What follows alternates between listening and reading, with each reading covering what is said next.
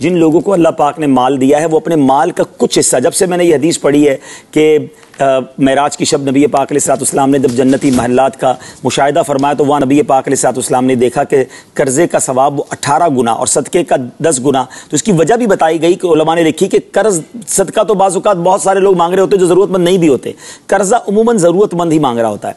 तो कर्ज़ा अपने माल का एक पोर्शन रखें। आपके मिसाल के तौर पर सैयदी आला हज़रत इमाम अहले सुन्नत एक बड़ा प्यारा अपना तरीक़ाकार बताया कि मुझे रोज़ाना इतने रुपए सदका करने का सवाब मिलता है। तो लोगों ने पूछा इतने पैसे आप रोज़ सदका करते हैं? तो फिर फरमाया कि हदीस पाक के मजमून के मुताबिक जब बंदा किसी को कर्जा देता है तो जितने दिन के लिए वो कर्जा देता है, मिसाल के तौर पे किसी ने 1 लाख रुपए किसी को 2 महीने के लिए दिए, अब उसे रोजाना 1 लाख रुपए सदका करने का सवाब मिलेगा। 2 महीने बाद पैसे भी आ गए, 60 लाख सदका करने का सवाब भी मिल गया 2 महीने का। और अगर कोई उस पैसे को टाइम पे ना दे सका और आपने उसे और टाइम दे दिया तो अब ये सवाब डबल हो जाएगा, अब रोज के 2 लाख रुपए सदका करने का सवाब मिल गया। तो अब अगर हम इतना सदका तो नहीं कर सकते, तो अगर अपने माल का एक पोर्शन हम कर्ज के लिए रखें और कर्ज देते रहे, वापस आ जाए फिर किसी को दे दें, थोड़े पैसे अलग ही रख लें, अपने अकाउंट में एक छोटा सा पोर्शन बना लें एक लोन का, अब वो लोन उसी में चलता रहेगा, आपको उतने सदके का रोज सवाब मिल रहा है। तो अगर ये माइंड सेट बन जाए, इससे गरीबों का फायदा होता है, क्योंकि कर्ज को फरोग मिलना चाहिए। लोग अब इतने संगदिल हो गए कि पैसे देकर भी कहते हैं मेरा नफा क्या है, क्योंकि ये सूद की जो मजम्मत की गई ना, इसकी एक बड़ी वजह यह कि बंदा हर चीज में नफा ही ढूंढ रहा होता है। वो अगला मर रहा है, परेशान है, लेकिन उसको कर्जा देते हुए कहेंगे मुझे नफा कितना दोगे। तो ये नहीं होना चाहिए, कर्ज का एक पोर्शन जरूर होना चाहिए।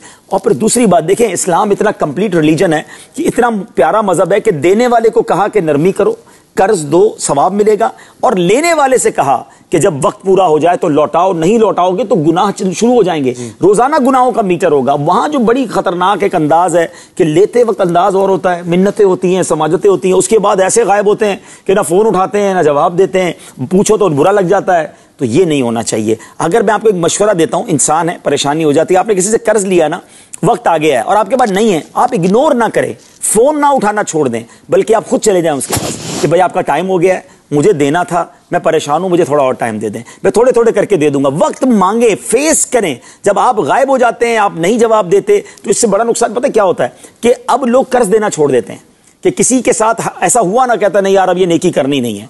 तो ये ना करें। आपके गलत एटीट्यूड की वजह से कर्ज देने वाले भी लोग पीछे हट जाते हैं। तो ये नेकी है, कर्ज दिया करें। अपने मुलाजमीन में आप सिस्टम बना सकते हैं। आपको यह हक हासिल है कि आप कर्ज देकर आप उनके साथ कोई गारंटी ले लें, कोई तरकीब ऐसी बनाएं कि आपको आपके पैसे वापस मिले। ये आपका हक है। आप में से मिसाल के तौर पर मुलाजमीन होते हैं, आपके पास जितना बजट है आप अपने मुलाजमीन को दें, उनकी तनख्वाह से आप किस्तों में ले सकते हैं, लेकिन इसका सवाब बहुत ज्यादा है। अच्छी नीयतों के साथ दें, इंशाअल्लाह ये सवाब का मीटर शुरू हो जाएगा।